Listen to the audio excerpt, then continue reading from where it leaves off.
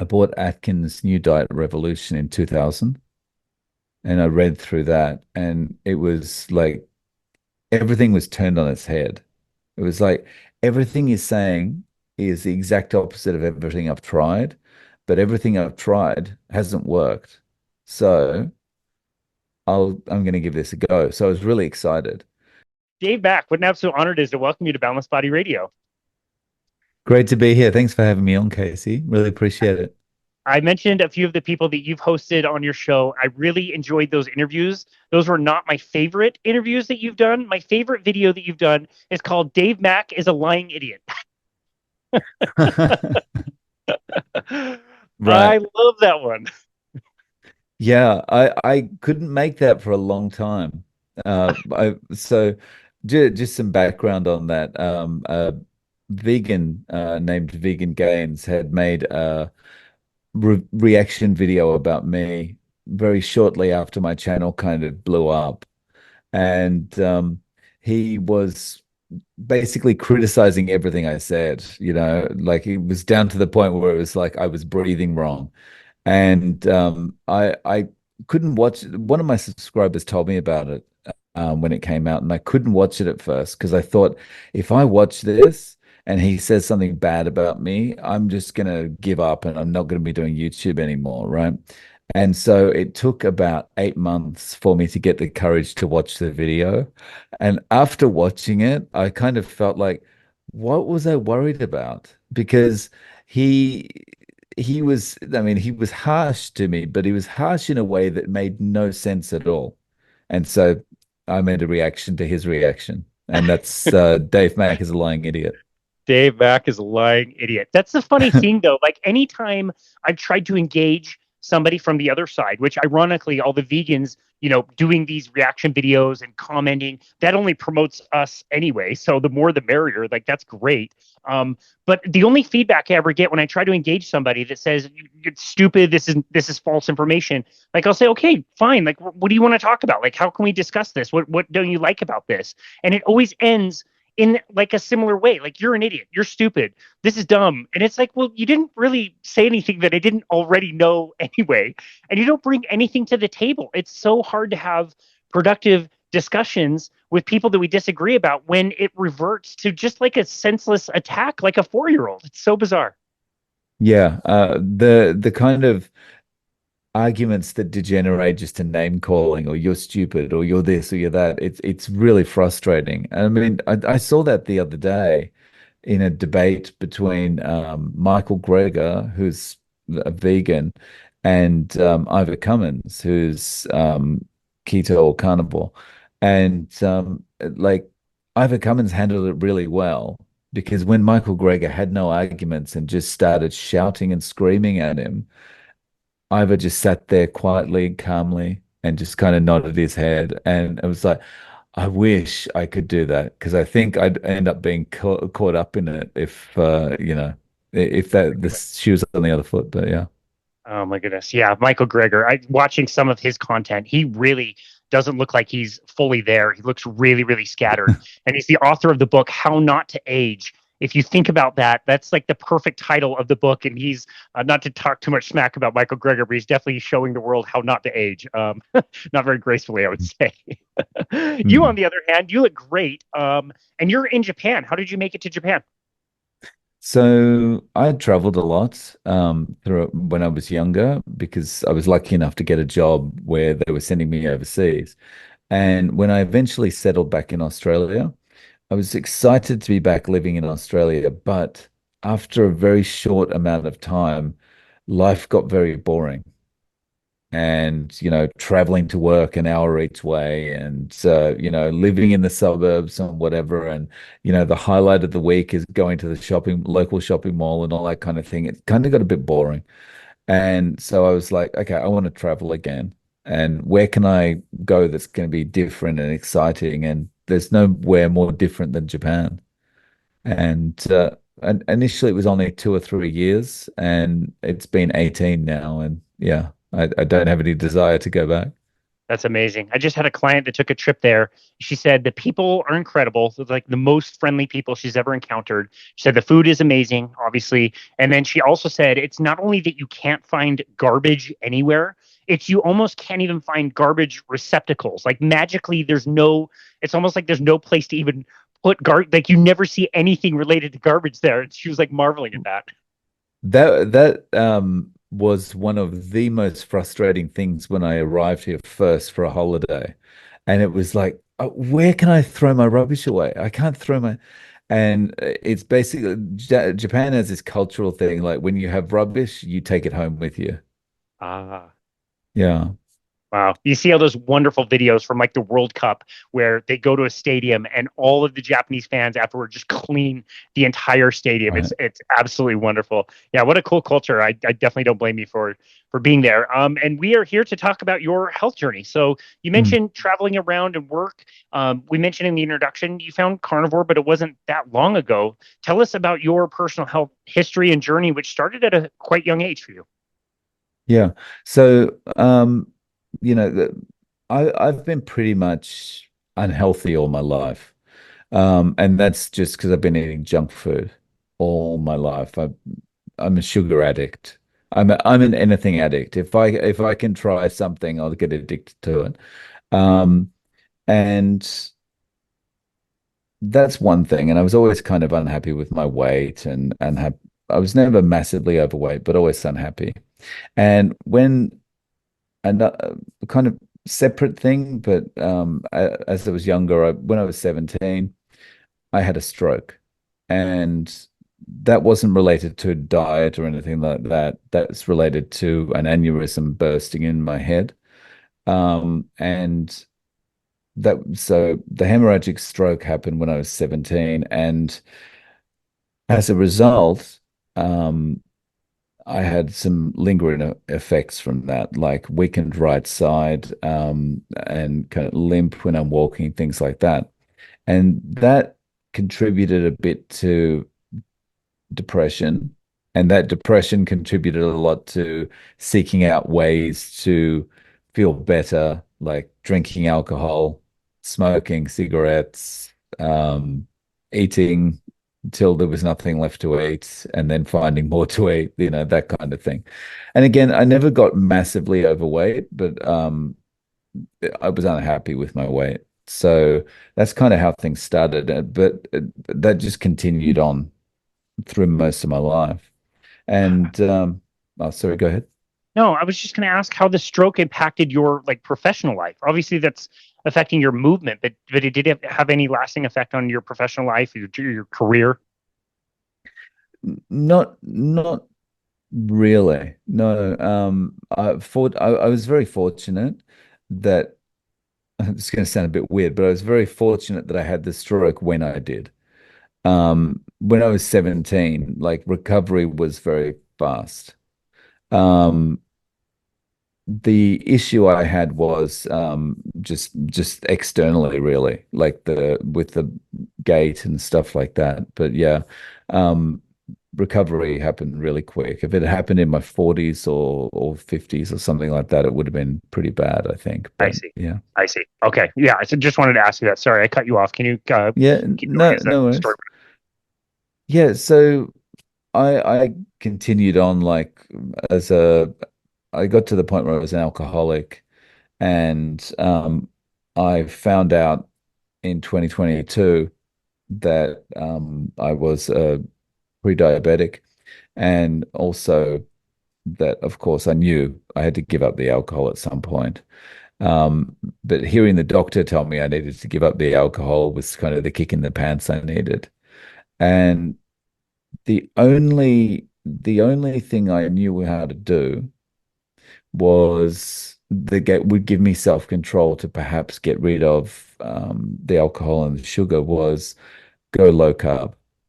Because I'd done low carb on and off over the previous 22 years, and I knew in myself that that gave me self-control. I knew that just that there was this feeling kind of comes over you, like you suddenly rise above all your addictions. You suddenly rise above a lot of things that you would normally be really. I don't know, intense about.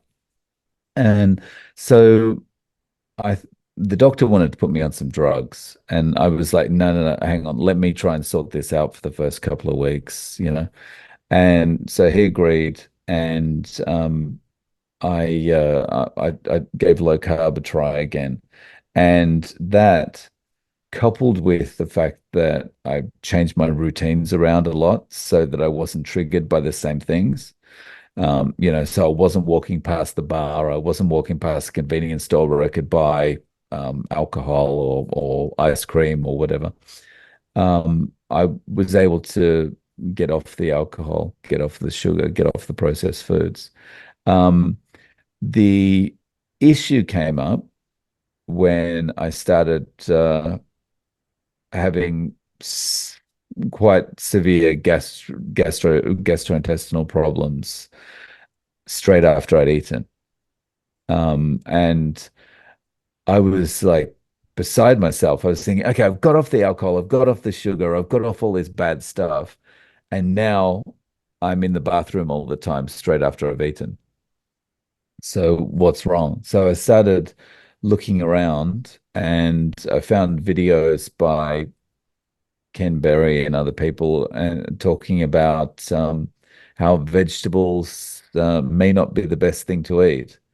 And Ken Berry in a video particularly singled out some of the vegetables I was eating as, vegetables that would cause gastric distress and other issues.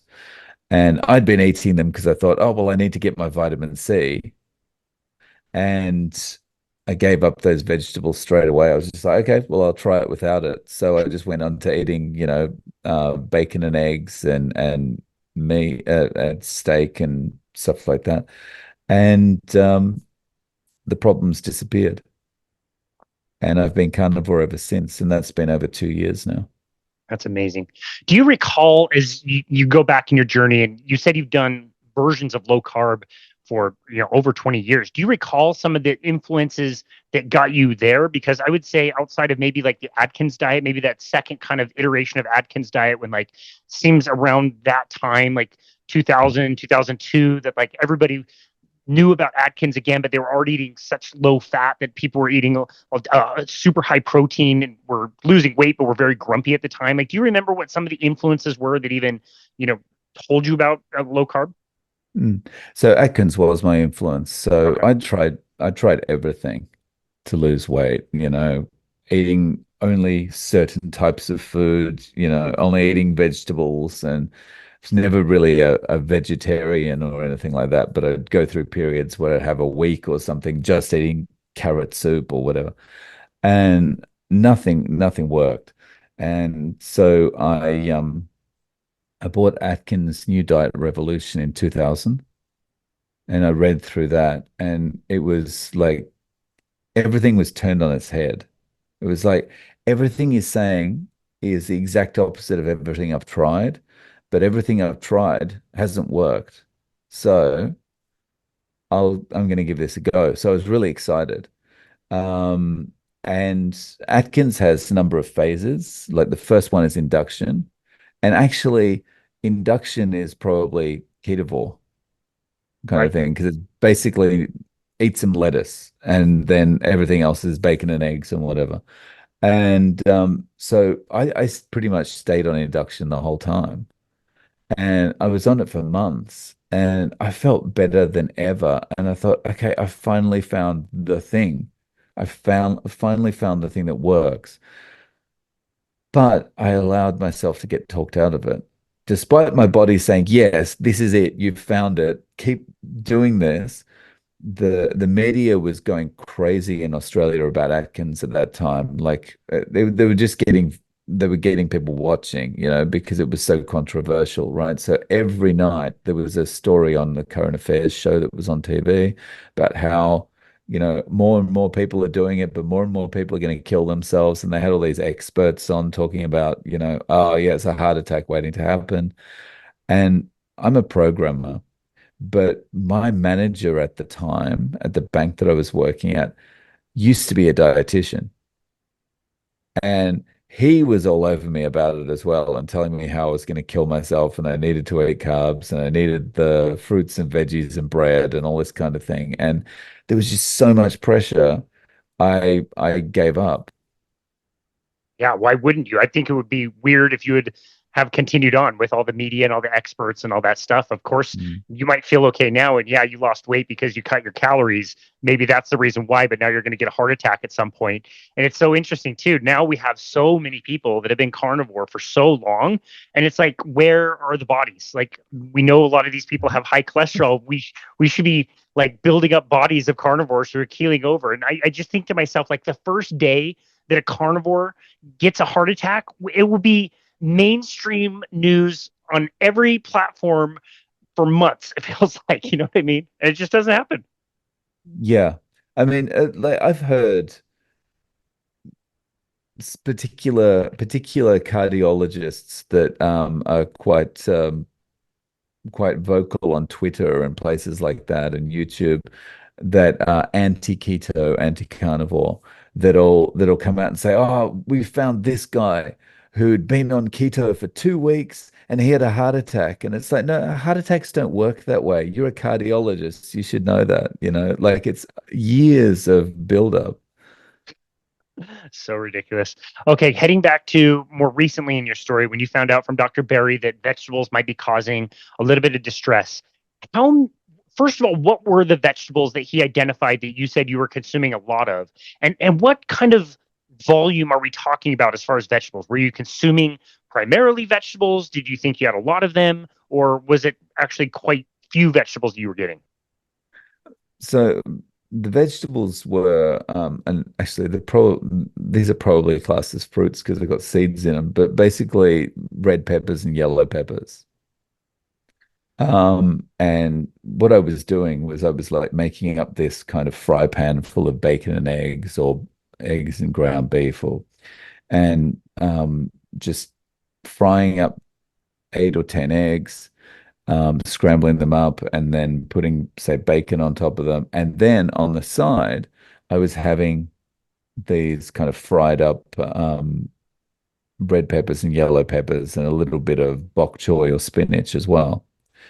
And yeah, the I think the red peppers, yellow peppers were because they're nightshades, they were the ones that were causing the distress. So he talked So, about go ahead. tomatoes and the peppers, yeah.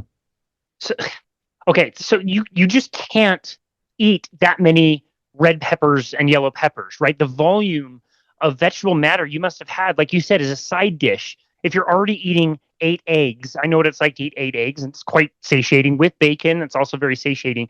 The space that the peppers would have taken would have been so small. I'm saying this to drive home the point that like people don't understand how harmful even small amounts of vegetables can be. Like people can, Mm. maybe come around on fruit because it's got lots of sugar. Maybe people can agree about seed oils and, grains are more refined and sugar is probably not great, but it's this sacred cow of like, well, I'm only having just a little bit of vegetables. Those little bit of vegetables might be enough to cause needless suffering. Yeah. And I've never been a fan of vegetables. For me, it was always like I've been told this is where the vitamin C comes from. You need vitamin C. And at that stage, I knew nothing about how we don't need as much vitamin C if we're not consuming carbohydrate and that kind of thing. I was just like, I need it. So that's what I've been told. And it's just, this is 40 odd years of having been messaged that these food groups are important, it's crazy. Wow. Yeah. I think it's so interesting that even that small volume was still causing gut issues for you. You eliminated that. You said you fixed, the gut issues. What other things improved in the way that was like a whole nother world from where you were already in the low carbohydrate space?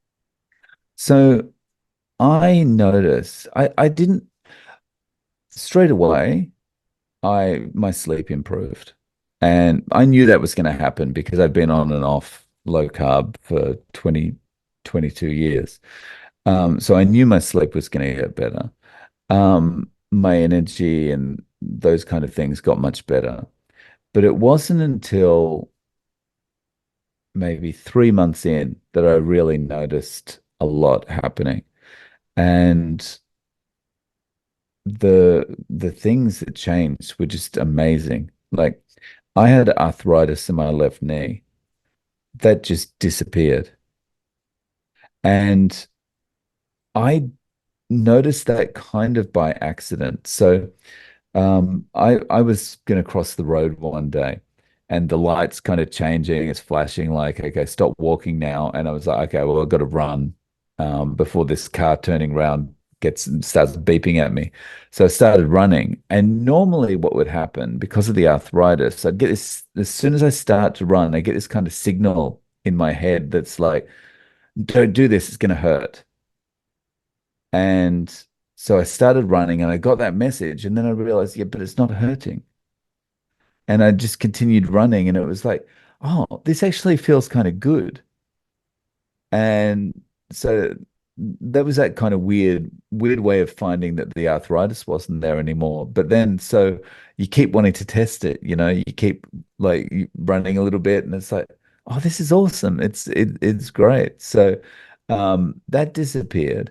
But on top of that, I started to see improvements in my right side that, it's been more than 30 years now since I had the stroke. So I was never expecting. And they were just like I was getting a little bit stronger on my right side. And the gait wasn't as pronounced. The limp wasn't as bad as it had been. And when I was navigating stairs, I wasn't holding onto the handrail anymore. And I was running downstairs and, it was just amazing. So you can imagine before I had arthritis in my left knee and I had like this weird gait because of the weakness on my right side. And so I'm walking down the street looking like, a monkey almost, the way I was walking. Like it was so pronounced and so like energy sapping. It was awful, and in those days I had to walk 15 minutes every day from the train station to get to work. And that was the worst 15 minutes of my day every single day. These are just things that you're not supposed to be able to improve. I remember hearing, and you mentioned something earlier, like having the stroke when you did was actually very fortunate because you probably had extra time and more plasticity in the brain. But like I've heard that after you have a stroke, you basically have a year to do any kind of improvement. And once you hit about a year, you don't really get much more improvement out of that. Is Mm. something I've heard. Or arthritis. Everybody knows you can't reverse arthritis once you have it. You can maybe manage things or hope that it doesn't get any worse, but you can't make these things better. Yet I know that you and I have heard this story told countless times. It's incredible. Right. Yeah. It's we're just told there's so many things we can't fix. Like, oh, you're just getting old. That's, the wheels fall off once you get over 40 or over 30, whatever it is. The wheels start falling off and it's just downhill from there. And you can just hope for the best until you get to the point where you can't move anymore. And it's like, well, it doesn't have to be that way. That's right. Yeah, Mm. that's right. Yeah, I turned 40 this year and I would not go back to the way I felt when I was 30. I feel way better now being on carnivore. Mm. It's so much better. Did some of the improvements that you were noticing, was it that you were noticing them, or also like your family members noticing what you were doing as well? I'm sure they didn't exactly jump right in to doing carnivore with you, did they? No, no, no. They still think I'm crazy. Okay. So they didn't notice those changes. What my wife noticed was the oral health improvements that I had. So I had gum disease, and that meant bleeding gums, really sensitive to cold, um, and like just a mess and really, really bad breath to the point that when I would be talking to my wife and we're like a short distance from each other, she would kind of recoil as I started talking because it was just like this, you know, I don't know, smell of death would Yeah. hit her in the face. And that just all went away. Wow. And so of course she noticed that because she's no longer doing that whenever I'm talking, you know. But yeah, Yeah, that's so interesting. You mentioned something earlier how you noticed it by accident, and I often find people in this world is very similar to that. Like, oh yeah, like why did I not get athlete's foot? I always have athlete's foot, and now I don't. And why haven't I injured my shoulder in 5 years? Like right. twice a year, I used to. Why did that just slip away? Like, how come I've not had a cold or been any kind of sick, like with more than a sniffle in like 5 years since I've done carnivore? It seems like a lot of people, the changes, they just kind of slip away. You don't hardly notice until you think back, like, oh wow, I feel really happy and I don't have anxiety anymore. Like this is great. Yeah, well that's kind of the way it went for me, you know, like I had um no a lot of people that start carnivore these days, they'll kind of start a YouTube channel at the same time to keep a record of what they're doing and keep themselves motivated and that kind of thing. And I didn't have any of that. I just kind of thought I need to the plan was get off alcohol, get off sugar. And so I went 3 or 4 months before I ever thought about having a YouTube channel because I was just doing it for those couple of reasons. And I didn't think about anything to keep me motivated outside of getting off the alcohol, right? And it was 4 months later when I realized so much had improved and so much had changed. And I thought, I've got to start talking about this more because people need to know this. You know, I kind of was getting angry and feeling like we've been lied to so much about these things. And I just need to get the word out there. But I thought, you know, I might influence one person and 10 people in total might see my videos or whatever. But I just thought I've got to say something about this because it's just we've been brainwashed. We really have. I love it when people get angry when their reaction when they first hear about this stuff. They start trying this. Everything feels better. They start getting pissed off as they learn about the dietary guidelines and Dr. Ansel Keys and the involvement of the Seventh Day Adventist Church and all this stuff. Like I like it when people are a little upset because they should be. Like people die over this all the time and suffer Mm. needlessly. I love your passion for sharing, especially on your YouTube channel. Tell us about what that was like to get started. Did you feel like you had any bit of, I guess, like imposter syndrome, or did you think that there were maybe like too many voices already out there? What else could you contribute? Like, what was it like to get that started? Well, when I got started, I didn't really know there was much of a community out there. You know, at that stage, I just watched maybe I hadn't even found Dr. Chafee at that point. I'd found Ken Berry, Sean Baker, and Joey Schwartz. Yeah, Um, so I'd found these three guys, and like Joey Schwartz was great because it was interviews all the time with different people, you know. Um, and so I'd only found these three guys, so I didn't know there was much of a community. And so for me, it was just got to get the word out there.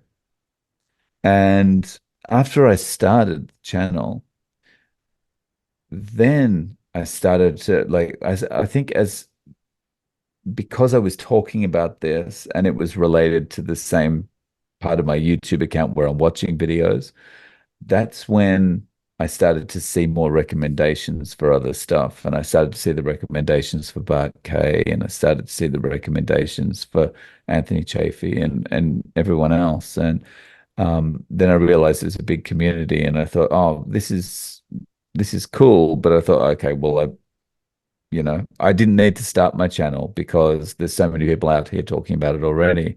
And then I just happened to make one video that blew up and I was like, oh, okay, so there's people are interested in this still. So yeah, I just kept going. Yeah, there sure are. We mentioned the number of subscribers you have, and like to go through any of those episodes and see the comments and see that you're always commenting back. I absolutely love, and there was definitely a need for you in the space for sure. Joey Schwartz, you mentioned Joey Schwartz. Do you know what happened to him? We interviewed him like 2 years ago, and I don't either hear anything from him or he took some weird turn. Like, do you know like whatever happened to him? So I don't know where he is in the world. Like he looks like he was bouncing from country to country, but basically Okay, he deleted all his videos. All those interviews are gone. And then there are some new interviews, but he seems to be on a more of a carbohydrate-based diet and saying things like he was wrong and that kind of thing. got it. So I Okay. don't know. Okay. Got it. Yeah, no worries. I remember seeing a debate that he did with Bart K, and I was like, "Why are you guys debating? I thought you were on the same team." But he had some, yeah, Joey had some strange ideas. But anyway, it's fine. We'll leave that. As you were putting out content, from what I can see, it looked like when you started, it was more just sharing your own experiences and trying to teach people. When did it start to become more of like an interview style? I know you do both, but you do a lot of interviews.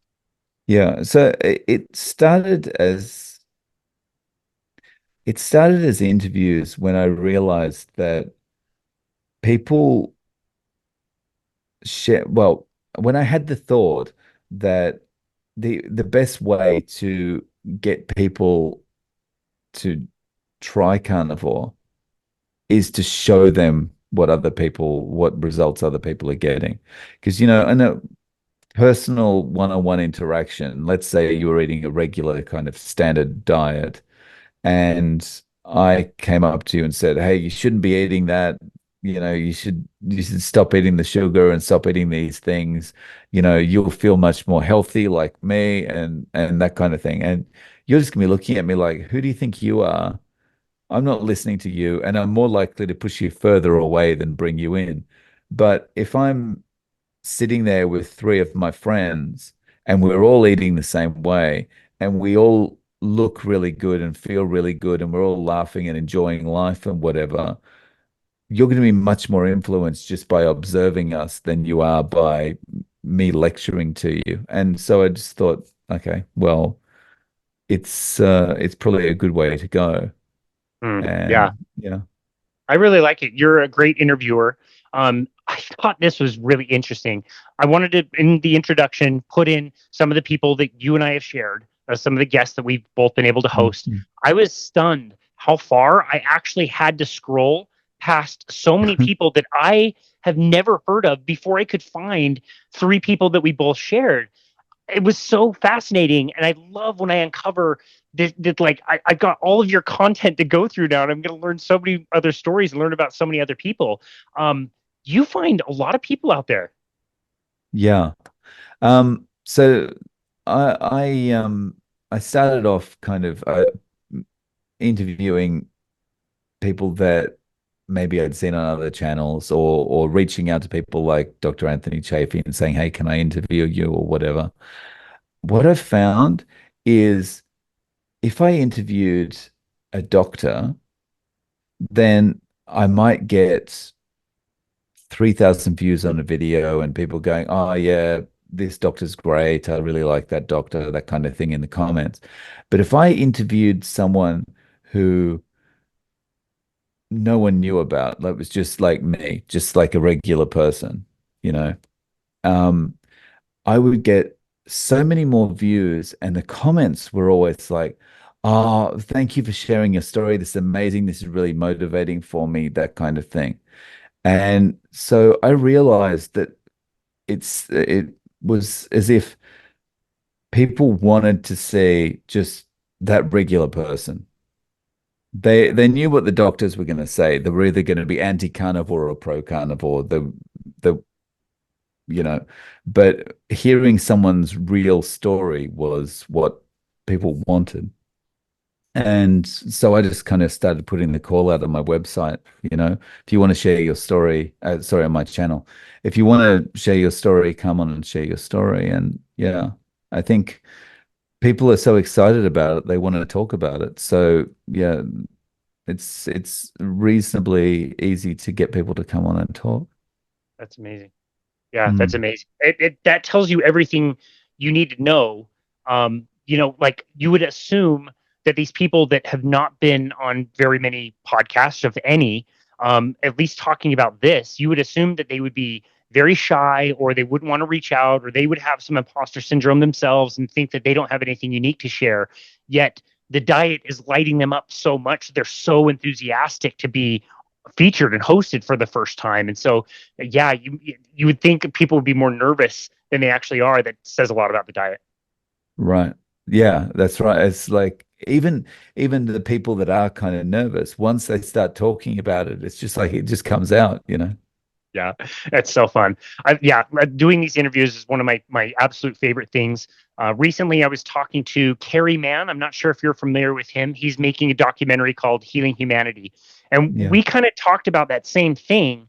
Like and he does it on his show, and I do it on mine too. We're going to talk to the doctors for sure, and then we're going to get expert Mm. opinion and researchers and try to validate this scientifically. And it is very, very nice to see somebody with the credentials, a doctor, a medical Mm. doctor, Mm. say, I've looked into this, I do it this way. It provides that kind of safety net that you probably wish Right. you had, back in the early 2000s when people were telling you were going to die.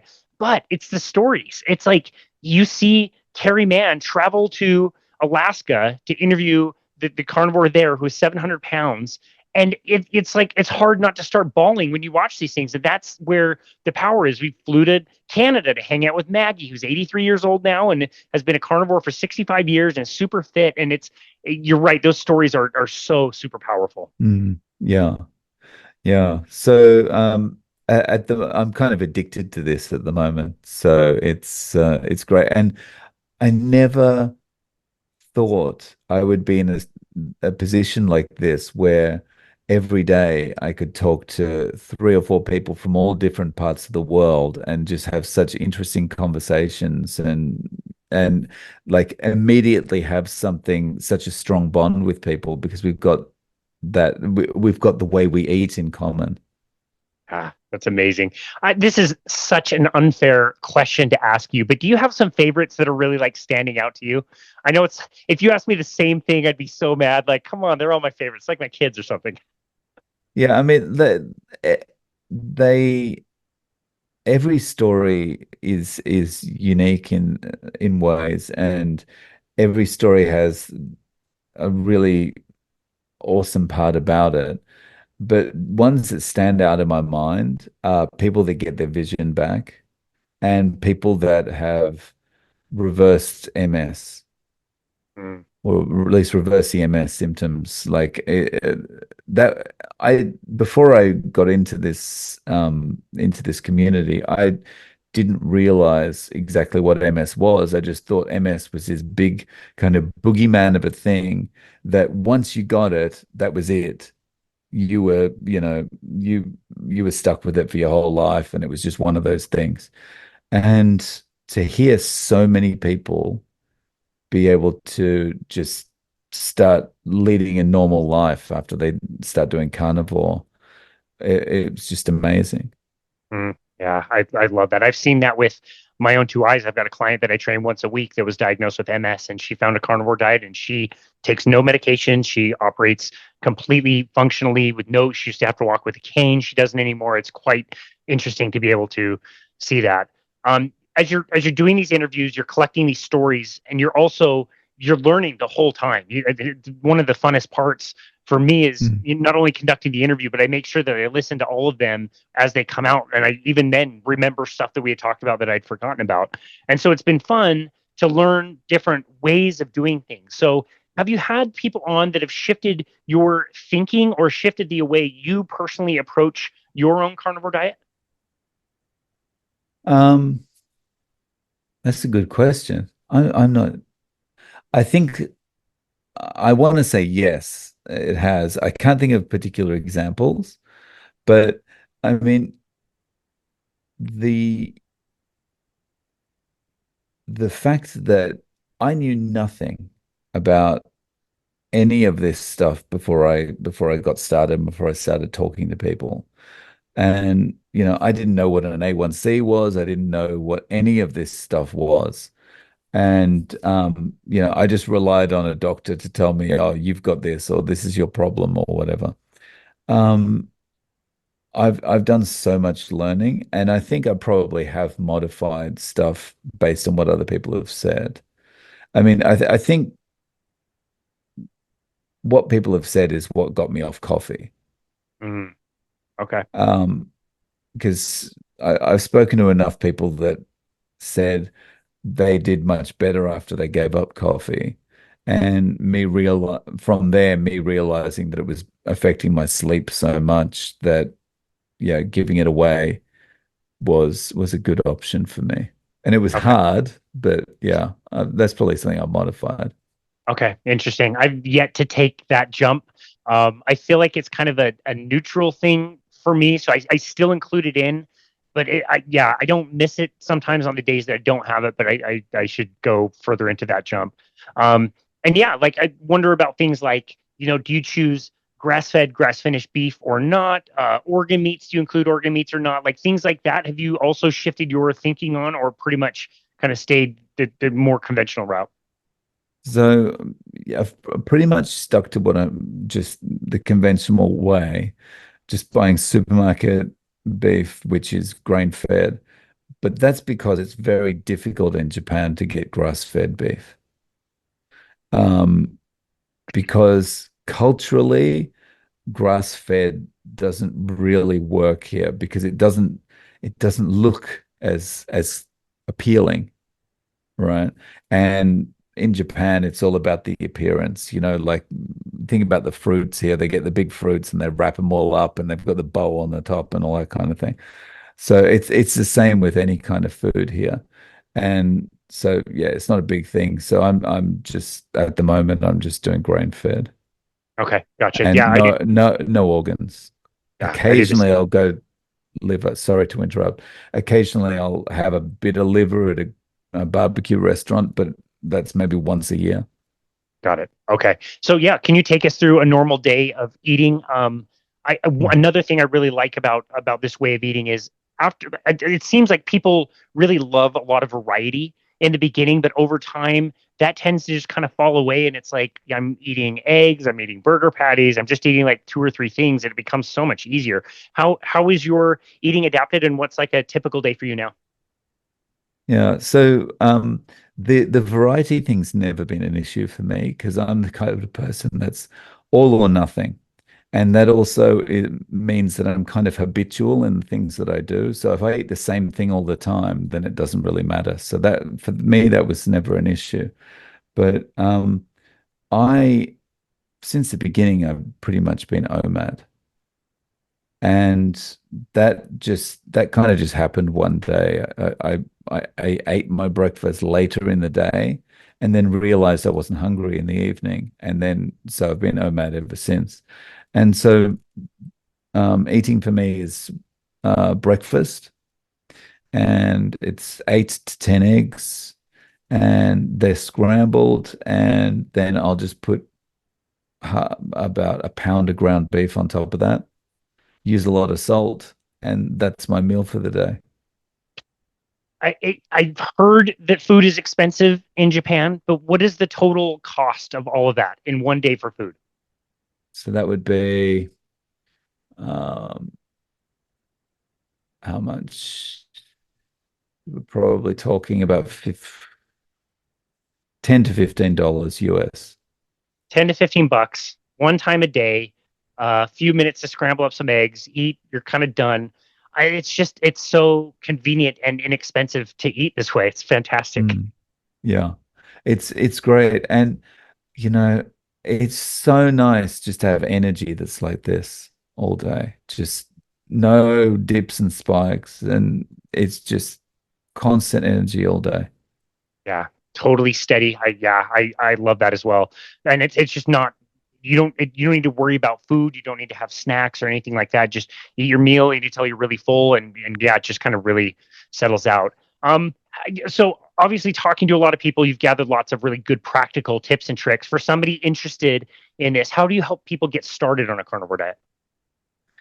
I would say it depends on your personality, right? So for someone like me who's kind of all or nothing, if you've been an addict in any way in your life, whether it's with sugar or tobacco or something like that, I would say probably you're of the personality that's most like that's going to do better jumping straight into it. Just rip the band-aid off, go cold turkey.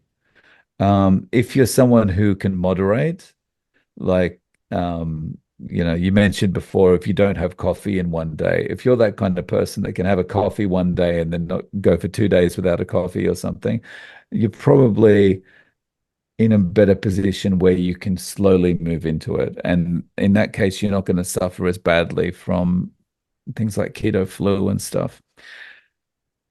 Once you are at the point where you're doing just carnivore, meat, eggs, salt, water. Um, that's when you need to, when you get to that point, to make sure you stick to it, you need to just take one day at a time. And kind of like I think I've heard from people this is similar to AA, kind of like not thinking long term, not thinking, how am I going to do this diet for a year? This is going to be impossible. How am I going to do this diet even for the next 3 weeks? This is just not possible. Like my friends are going to take me out for dinner or whatever. Or I'm going to see, commercials on TV for pizza, whatever it is. Just think about one day and getting to bed on day one without cheating. And then what's going to happen is when you wake up on day two, you're going to feel so much better about yourself. Firstly, because you slept better, because you didn't have carbohydrates the day before. Secondly, because you're going to realize, I did it. I got through day one without cheating. And then, so that builds your resolve that little bit more, right? And then it's a little bit easier to get through day two. But at this point, just focus on day two, get through that, get to bed without cheating.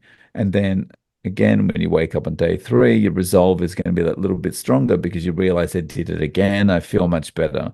And just keep doing that and focus it a day at a time until you're not thinking about it anymore. It's fantastic advice. I absolutely love that. And do you notice the same pattern with people gravitating towards ground beef, beef in particular, and eggs as well? As like the staple, kind of like the main foundation. Yeah, yeah, definitely. Like the most common thing I notice is that people really go off chicken. Yeah, which I've never been a fan of chicken, so but I guess it's because of the fat content. Yeah, And so red meat just suits. yeah, I agree. Do you add any fat to anything, or do you just mostly keep it to the eggs and the ground beef? I put a bit of butter on stuff, but I've got to be really careful because there's a balance, between not enough fat and too much. So yeah. Okay. Yeah, I wondered if you pay attention to kind of like the ratios, or you get different kinds of ground beef with different fat contents, or do you just keep it mostly consistent? Yeah, in Japan there's ground beef or there's not ground beef. There's Got no it. there's no yeah. Like in Australia we have, the higher fat content ground beef. That's the stuff that doesn't sell out because everyone's worried about getting the lean meat, right? So that's like paradise for me. But yeah, in Japan it's just one type. Yeah, And got I'm it. not I'm not sure what the content is. Got it. Okay, that's totally fair. I think those are really good practical tips for somebody. And again, I love your work and how you're putting this message out there. You're also focusing primarily on YouTube. I really like to listen to podcasts. It's a little bit more convenient for me when I'm out and about and walking around than YouTube is. But one thing that I absolutely love about YouTube is the interactions. You get to talk to people. I don't get to Mm. do that on podcasts as much as I can on YouTube. And so I really try to encourage people like, hey, if you want to like shoot a message or tell me what you think about something, like go to the YouTube channel where you can leave comments. Obviously, you've gotten some comments that are not too supportive of what you're doing from vegans who have a difference of opinion of you. But by and large, I notice that most of your comments are incredibly kind and very supportive. Is that am I reading that right? Yeah, and I think the thing that spurred me to continue with the interviews was the comments because it's just like the comments are so supportive, but also like, yeah, that happened to me too.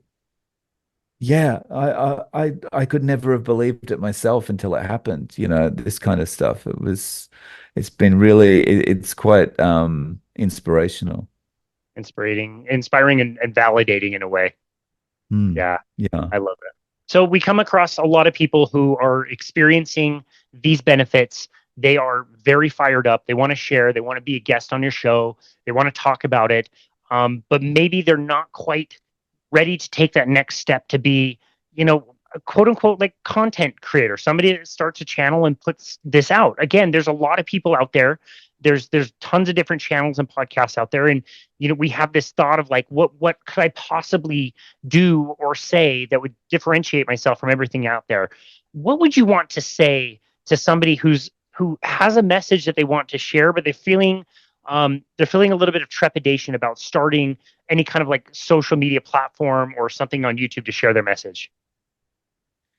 I would say, well, first of all, come on my channel and talk to me. But I would say, like, just remember that sharing the message, it doesn't have to be through YouTube. You could get on Twitter, you could get on Facebook, and you don't have to be preachy about it. You just have to say, hey, these are the results I got. Look at this. Look at this before and after picture. And if you're on Facebook, you're gonna have all your friends being like, "Oh, what happened? What happened to you? What were you doing?"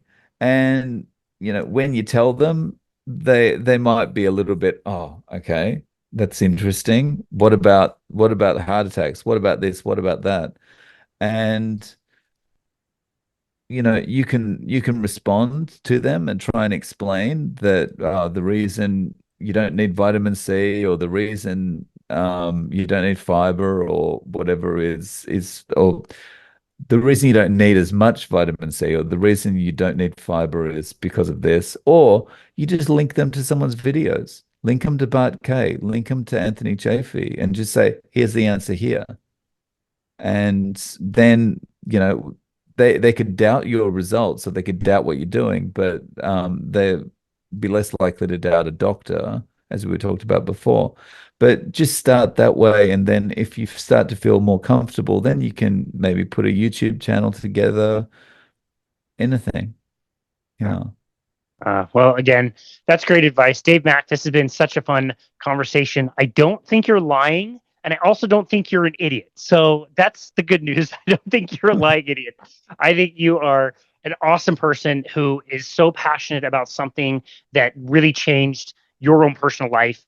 And I love just seeing that kind of unattached action, not attached to the outcome or followers or monetization necessarily, or trying to find tons of sponsors. It's just, this is all about getting out a message to help people. It's very, very genuine. And I would just send anybody over to your YouTube channel and just know that they would find amazing content and a really wonderful host who's gone through his own suffering and got out of it on the other end, just so lit up to share the message. So I think it's absolutely wonderful. I've really enjoyed our time together. Where would you like people to go to find you and connect with you and your work? So they can go to YouTube and just search for No Carb Life, or they can also search for @0carb, and I'll come up with either of those. Okay, really easy. We will tag that in the notes. Dave Mack, the not lying idiot. I really, really appreciate this conversation. Again, I really love your content. Everything that you do is really, really good. Even that video was done very kindly and respectively. You didn't just go and trash a bunch of vegans. You just responded to a few things in a way that was really genuine and kind. And so I really appreciate that. And I appreciate you taking the time out of your very busy schedule to appear on our show today. We really appreciate you. Thanks so much for having me on, Casey. Really appreciate your time. Of course, I appreciate yours as well. And this has been another episode of Boundless Body Radio.